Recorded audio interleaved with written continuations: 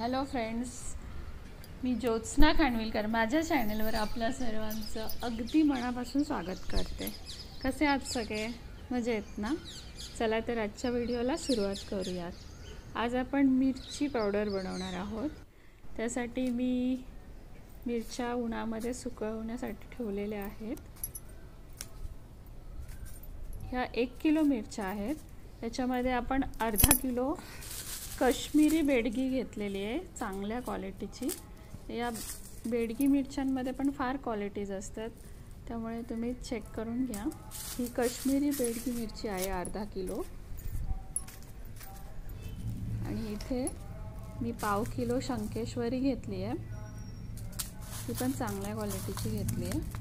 आणि पाव किलो लवंगी मिरची घेतली आपण। मला कमी तिखट लागतं त्यामुळे मी असं मिक्स केलं आहे। तुम्हाला जर तिखट हवं असेल तर अर्धा किलो लवंगी घेऊ शकता।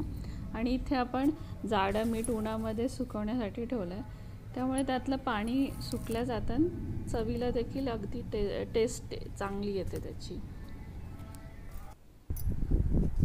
ऊन कडक असल्यामुळे ना एका दिवसातच फक्त 3 तासात आपल्या मिरच्या अगदी कडकडीत चांगल्या सुकलेल्या आहेत।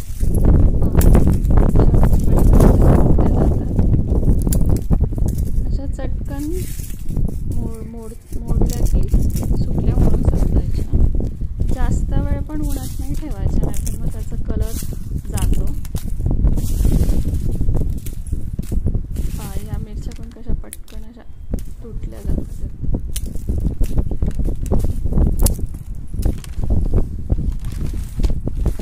चांगल्याच उन्हामध्ये चांगल्याच कडकडीत गरम झाल्यात त्या।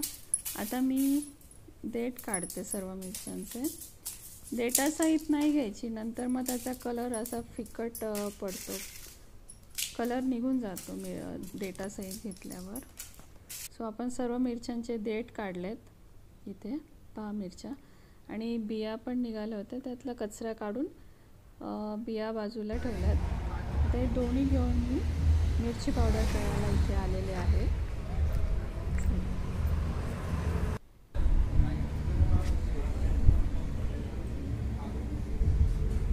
बघा, आता आपण मिरची पावडर करूया।